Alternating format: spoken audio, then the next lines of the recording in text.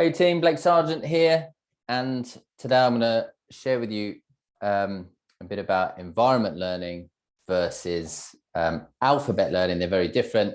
Took me a while to learn this, but actually when I learned the difference, totally shifted the results I was able to get in my own life, and it's something I live by now. So what's the difference? As always, hang on, I'm going to make some notes for you as we go.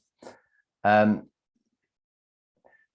look, let's first take a step back. If we're looking to go, well, how do we live our potential? How do we get the most of out of our life? How do we get the most out of our business? How do we make sure our business works so that it supports the lifestyle we want, rather than having a great business and the crap life over here, or rather than just having an amazing life but then having the crap business that can't support us and give us the freedom and finances to give us the life we want? We've got to get things in place to make sure that we can create the world, our own world, in the way that serves our own context. And we've got to learn some stuff to do that.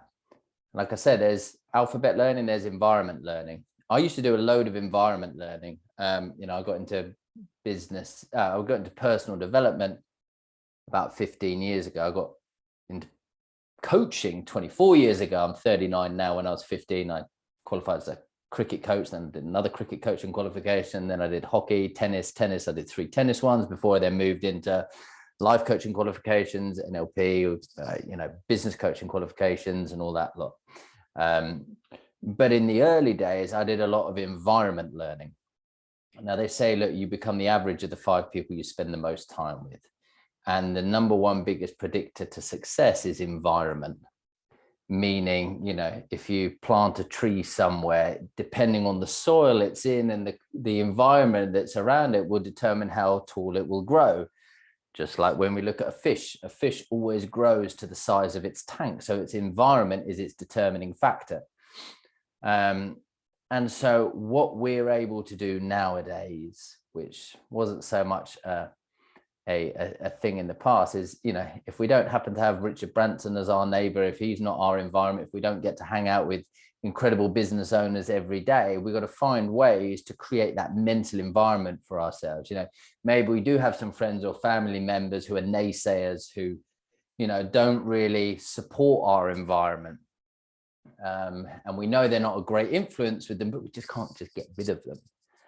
So how do we create that mental environment? And it's really through here. It's through listening to books, reading books, and being able to hang out every day with people that are more successful than us, so that we can adopt and absorb and learn from their language, from their beliefs, from their posture.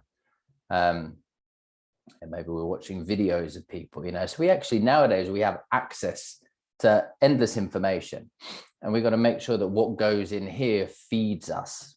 And we want to create a strong mental environment for ourselves, so that actually the success part becomes easy, because, the environments, if we get the environment right around us, then the success part is easy. Simple things like also having a clean place to live and having a clean desk, just making sure that environment, the physical environment as well, primes us.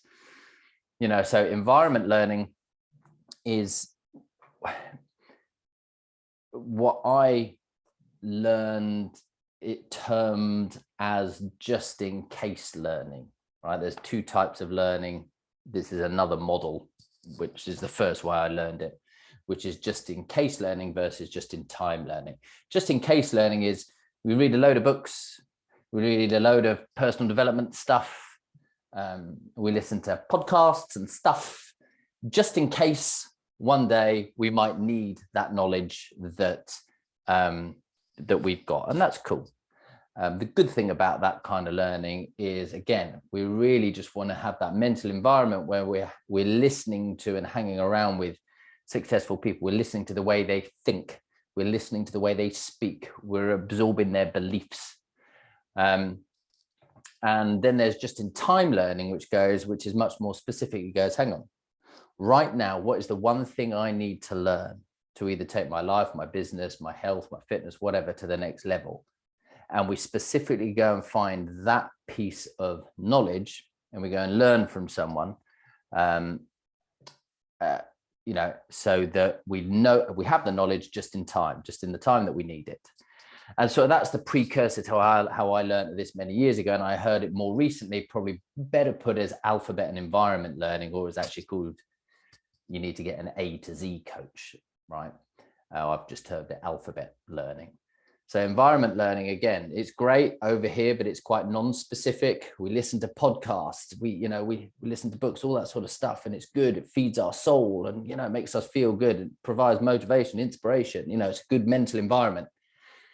The downside to it is that sometimes it's just a constant flow of new ideas. I was reading this business podcast about branding. Oh God, I listened to this other person talk about, patient acquisition. I turned this other person about, like website strategy. And the danger is, if we do too much of that, that we just end up with a constant flow of ideas. And, success is not about having more ideas. There's tons of ideas. Success is really about staying focused on the one or two things that make the major difference, staying on a clear path, focusing until you get to your destination. And that's where alphabet learning comes in. And alphabet learning is, how do you get from A to Z? Right, really specifically. Say, for example, I wanted to get good at tennis, right? I used to be a tennis coach many years ago. If I want to get good at tennis, right, do I go and just do environment learning where I listen to loads of books and stuff about tennis? Perhaps that's one part, sure. But what I also need is, I just need somebody to go A to Z. This is the recipe. Do this, then this, then this. And this is how you will get good at tennis, right? That's what alphabet learning is. And look, we all need that. If you want to get good at piano, go and get a piano teacher who's going to show you from A to Z what you need to do. And I feel like we understand that when it comes to sport, but most people don't understand it when it comes to business. And there's good reason for that. I'm going to share that. It's a bit of a minefield. I'm going to share that with you, and then I'm going to share with you how to find an A to Z coach or an alphabet coach.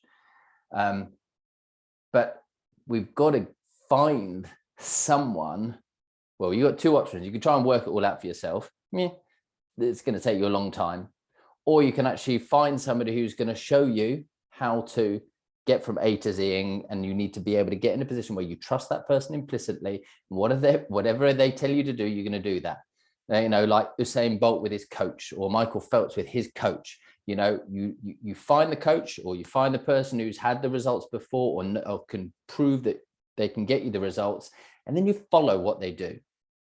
And you follow and you follow and you follow. Whereas most people are trying to guess their way to success. And so think of it this way. When you wanted to run a healthcare practice, first thing was you became good at treating someone. And back then you did alphabet learning, and you went to a university, you went to a college, and you went, I can either try and work out how to fix backs, fix feet, fix knees, be a physio, chiro, osteopodiatrist, whatever it is. But you thought to yourself, that would be silly. That would take me decades to work out how to treat people. But I can go to university, I can go to college. I can follow a tutor, and they will show me what I need to do, A to Z, to be able to treat people. Boom, there's the recipe. And then we go into the great wide world, and then we set up a practice one day, and then we go, oh no, I'll just try and figure this out ourselves. It's like, no, there's a recipe. Another way of thinking about the alphabet, or A to Z, is thinking, right, who's got a recipe? And when we talk about a recipe, it's like, what do I need to do, in what quantity, in what order, with what technique? And if you find somebody who has that recipe and can show you, it can shave off years and years off your journey by just getting you straight to the result as quickly as possible. And so we need to understand the difference between alphabet learning and environment learning. Environment's good, it's general, it's helping with our beliefs, it's helping with the way we think, creating a positive mental environment. But we also need the alphabet learning. And the alphabet bit's the bit I want to talk about more today. God, because it's so important. It can save you years. And here's sort of my theory as to, certainly with business and business coaching, why people often don't trust, and in many cases, quite rightly so, they don't trust the advice they're given. And that's why finding the right alphabet coach for you, whether that's within the realm of building a private practice, whether it's in the realm of whatever, it doesn't matter. But there's sort of some rules behind that. And you've got to remember that the coaching industry, when it comes to business, it's a very young industry. So unfortunately, there are plenty of charlatans there. Like I say, I did my first coaching qualification 24 years ago. I'm passionate about coaching. I did my diploma at Cambridge University within coaching. I've done qualifications over the years and years and years. And it pains me when I see people being poorly coached. And it pains me when I see people popping up just calling themselves a coach because they're, just because they felt like it one day. Imagine if one day I went, I think I'm going to be an osteopath today, or I think I'm going to be a dentist, and I just started treating people. It just annoys me. So here is the way I term it a little bit. A lot of advice out there falls in one of two categories. It's either incompetent. You see this guy on the left, how to gain 1 million views in just 3 days. He gets 7 views in 2 years. Somebody sent me that. I thought it was quite funny. So the advice is either incompetent or incomplete. And remember, what we are trying to do, finding an alphabet coach, a mentor, is like finding a husband or wife. To start with, we do this: eyes open, eyes open, eyes open. We're looking around, we're looking around, we're looking around. When we find, and it takes time to find the husband or wife, it takes time to find the alphabet coach. And we need to do our research. We need to go on a few dates. We need to look, we need to look, we need to look. When we find them, blinkers. Then it's like, right, this is now my focus. This person is, the person I'm going to marry. This coach, whatever this coach says, certainly for the next 12 months or however long you've committed to, I'm going to follow exactly what they say, which is why the first part of actually finding the right coach or the right guide for you is really, really important. Because we've got to get to that stage where we trust and we go, whatever they say, I'm going to follow this recipe. I'm going to follow this process. So much advice out there is incompetent. It pains me, but I think we're doing a job of improving the coaching industry. We're obviously registered as coaches. We're part of the Association for Coaching, all that sort of stuff. Most aren't. And for example, I've worked with somebody. I'm not going to mention who they are. It doesn't matter. But I worked with somebody for a few months. They had a healthcare practice. It wasn't particularly good one. That's why they came to us to work on that. I started working with them, started showing them the recipe. But after a few months, this person thought, too much like hard work. And it was just them in the practice, but over 2 sites, a couple of days here, a couple of days there. And so they decided, I'm just going to shut up shop. It's too hard to run a healthcare practice. I've been doing it 2 years, too many years. Too unsuccessful about it. I don't really want to follow your advice. I'm just going to shut shop. So they shut up shop. 2 weeks later, started coaching people. Popped up as a coach for other practice owners.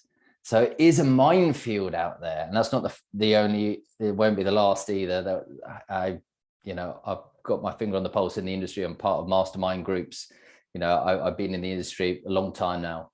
And unfortunately, it's all too common. So there is plenty of incompetent advice out there. There's also incomplete advice out there. And here's what I mean by that. There's a reason I've got a picture of a butcher here, right? If you ask a butcher what's for dinner, they're going to offer you what they've got in their counter. Well, it's either going to be sausages, pork chops, whatever it might be, but they can only offer you what they have. Whereas if you ask a dietitian, a nutritionist, what shall I have for dinner? They have access to the whole store because they're not invested in selling you what they have, like the butcher does. They're invested in giving you whatever is right for you. So they're going to walk you around the supermarket where there's a meat counter, there's the vegan section, there's the fruits, vegetables, everything. There's everything. They can give you anything that is right for you. And so what we're really looking for when it comes to an alphabet coach, we want the dietitian, not the butcher. And what I mean by that is if you ask a branding expert, what's the key to me building a great healthcare practice, then, oh, one sec. If you ask, sorry, there we go. If you ask a branding expert, what is the key to building a good healthcare practice, they're going to go, branding. You've got to have a great brand.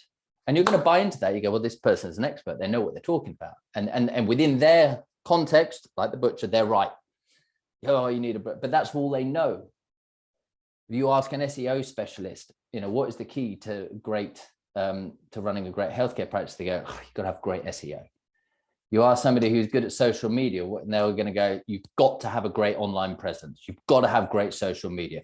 So then we start doing stuff that we don't really want to do. And we start, I'm going to post on Instagram. We go, oh God, I've got to do a video. I don't want to do this, but we do, because we're following incomplete advice. I'm not saying any of these people are wrong. I'm just saying you've got to understand when you find an alphabet coach that you're actually getting the actual advice that you need. I see it so often within the healthcare practice. There are plenty of people there saying, teaching patient acquisition. Now, don't get me wrong. Is it important to have patients and a queue of patients in your practice? Yeah, absolutely. That's important, but it's not the only thing. I saw somebody claim the other day, I can take you to 7-figure practice because I'll give you loads and loads of patients. You can't build a 7-figure practice from having loads of patients if you don't have the right model. Yeah, you can't run a 7-figure practice by yourself. At some stage, you then need to learn how to build a team. You need the right pricing, the right products. You need the right team in place. If you have the right team in place, you need to know how to get them, for starters. You then need to know how to mentor them. You need to know how to run meetings with them. You need to understand the metrics that run your practice. So it's not, the patient acquisition part is one small piece of the bigger puzzle. So when we look at, here we go. When we look at finding an alphabet coach, there are sort of some rules behind that, and I'm going to put some in here for you. So some advice is incomplete and incompetent, just like my typing. Incompetent. There we go. So you've got to be very aware of that. Now, so when we look for how to find your this is hard to type and talk. I should just do one or the other. How to find your alphabet coach. We're going to do this. First, ask this: have they had the results you want? It is amazing how many, I think often we're so eager to get the results and find somebody who's going to help us because we struggled so long that we just trust people because we want to trust them because they're nice, but we need to do far more due diligence. Like I say, finding your alphabet coach is 90% of the battle. Like finding the person you're going to marry. Eyes open, looking, options, research, blinkers. Right, then we focus. So first thing you need to ask is, have they had the results that you want? Because what's great nowadays is, with the way the online world works, is you can really get advice from anywhere on the planet. With Zoom and online calls, you can get advice. We work with people in Australia, UK, South Africa, the States, because, we don't have to be geographically dependent anymore. So you can look anywhere in the world for somebody who has had the results that you want, that you will trust to follow their advice. So first question, have they had the results that you want? Second, have they had those results with others, right? So firstly, can they do it themselves? Secondly, do they know how to teach it? You know, and that's where my role from a coaching perspective comes in with the Hive, is because when I partnered with, you know, Troy and Jono, Troy is the guy who runs a multiple seven-figure healthcare practice. So have we had the results that you want? Yeah, 100%, right? And still have it. Again, there are coaches out there who teach people how to have a practice that's so good that it can work without you, but they sold their practice a decade ago. Well, if it was that good, why did you get rid of it? Oh, maybe there's a good reason. I don't know. You know, I'm not here. I don't know. But you know, if it was running without you and it was that good and profitable, you know, why don't you have it? Anyway, we still have a practice. That's my point. You know, so we just teach what's working right now, and we just share that, and we pull back the curtain. And when we work with healthcare practice owners, we go, just come and copy what we're doing, because it's working. We're not here to teach you theory or just give you chit chat or shoulder rubs to make you feel fluffy. Again, this is what works. This is the recipe, and we're doing it. And as Troy always say, we're eating our own cooking, and we're not getting sick. So we're following a recipe, and it's working. And this is what's taken the practice Optimized Health from, you know, many years ago, not doing very well, to then actually, okay, what's the recipe to 1 million, 2 million, 3 million a year? You know, 35 team members now, whereas many years ago it was just 4 or 5. You know, so when you know we still do it. So are they still doing it? So if they got have they had the results? Have they had those results others? And are they still doing it? Also worth checking, which people never do, sad in a way, because in my years of coaching, nobody asked me for my qualifications or whether I'm accredited or insured or whether I'm part of a governing body. Yes, I am all of those. But nobody asks. And I'm suggesting to you guys, you know, do your due diligence. But there are plenty of people, you know, not every person who's had amazing results in a practice is also then a qualified coach. We're just a bit different because, you know, there's 3 of us here. So when you put us 3 together, we're a total package. So not everybody will necessarily have this. You've just got to make a judgment then. If you think they've had the results themselves, they've had it with others, you might go, okay, cool, that's enough for me. But this is also a good follow-up question. And then also, do they fit your style? You know, do you like them? You know, do you want to hang out with them? Do you want to listen to their voice? It's actually quite a big one, right? Sometimes, even though you know you can help somebody, if it's not going to click, it's not going to connect, and it just doesn't feel right, then but that's okay. And we know, like from our side, you know, perhaps there are people that, you know, just won't click with our side, our style. We are very, very serious about what we do, but we're casual in our delivery. You know, we like to work with people. We like to keep it very professional, but we like to be casual in the way we do it. You know, I'm here in the UK, Troy and John are in Australia. So we have that sort of, that's how I met them. I lived out there for a while as well. You know, so perhaps the way we talk is quite conversational. We like to use anecdotes. We like to use metaphors. We like to use stories. And maybe that just doesn't fit some people. Maybe for some people, they just prefer, I don't know, something different. But that's who we are. That's what we do. We can't change it. We're not going to change it. And we're okay with the idea that if that doesn't fit with others, it's okay. Okay, so research. Eyes open. Then blinkers. All right. do your research, find the person. But when you find them, follow what they say. Right, the battle is won in the research, not in the actual coaching part. I'm going to also write this. This is really important. Be coachable. It still interests me how every now and again somebody comes and they want coaching, and we always do like a strategy session with people beforehand. So we never work with anyone until we go, yeah, we can definitely help you. We know, we looked into your business, we've looked at your numbers, we've looked at what you want. You know, if we're a good fit, we'll share with you what we do and how that works, but you can ultimately decide whether you want to work with us or not. And sometimes we say that it's not a good fit, it's not right, we wouldn't be able to help you, our recipe won't actually get you to where you want to go. And that's okay. But we sometimes get people who then, you know, want to work with us, and then they don't want to listen to the advice. It's weird.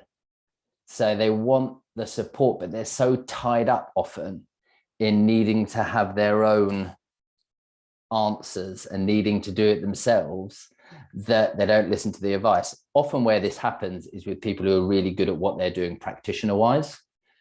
Because they're so used to being the expert that then when they are in the more like the beginner mindset of learning how to run their practice, they're so used to being the expert, they don't want to be a beginner again. I'm like, that's right, it's cool. Like this side, you're an expert over here. That's great. Here, just be a beginner, be totally open, have growth mindset, and just trust us, trust the process, do the work, you'll get the result. But it's funny, sometimes, you know, even those who invest in getting the advice still don't want to listen. So be coachable. Here's an example of a recipe. Like this is our recipe. All right, this is what built Optimized Health to multiple seven figures, right? You know, and we put this together as we'd been working with people, and then we just wanted to capture it. Just so we could really clearly articulate people the recipe. We're like, there are 6 main parts to this recipe. And then we just walk them through it step by step. You'll see here. Yeah, so this is a bit more fleshed out, but you know, this is our example of what alphabet learning is. You know, we like the recipe, we go, these are the 6 steps you need to take. Start with the metrics, then the model, then the map, then the members, then the marketing, the mastery. And in each section, we just walk people through. And there's a reason, again, when you're doing a recipe, you've got to have the right ingredients, the 6 M's, but you've got to have them in the right order. Got to start with the metrics, then the model and map, so on and so forth. You've got to have them in the right amount, and then you've got to have the right techniques. So sometimes you've got to learn some techniques, whether that be leadership, whether that be how to run a meeting, whether that be how to hire. We've got to learn some techniques along the way to be able to best implement the recipe. So look, regardless of what your context is, you've got to break down your learning into 2 distinct parts. There's environment learning. It's amazing. I still do it to this day. I love it. Always got a book on the go in the background, but largely not so I'm going to pick up a specific strategy that I'm going to go and implement. It's because that's the mental environment I want for myself. What do people believe? What do they think? What language do they use? So I want to be part of that mental environment. But over this side, alphabet coaching is, okay, who's the A to Z coach? I invest in a mastermind group, which is helping me become better at what I'm doing and where my focus is at the moment. I invest a lot of that each month. It's a 12-month thing. But that's why blinkers, I just follow that. Troy has a coach as well, which costs $5,000 a month. You know, that's the sort of investment that we guys take to you know, learn the specific steps to get us to the result we want, right? And that's alphabet coaching. So there we go, team. I hope that's helped sort of compartmentalize what you need. You know, and I think of it this way, right? You guys actually know what alphabet coaching is because you did it to become qualified at what you do. You spent 3 years investing in getting somebody to teach you, and you went, into tens of thousands of debt perhaps, and took 3 years where you weren't working, and you invested so much to find the right alphabet coach to teach you how to be a practitioner.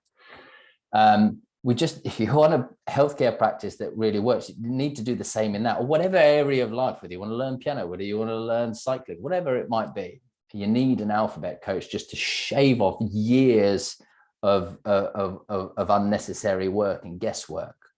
And I say this to people, I'm like, running a business, learning how to run a healthcare business, like we've captured it. Like we can do it with our eyes shut.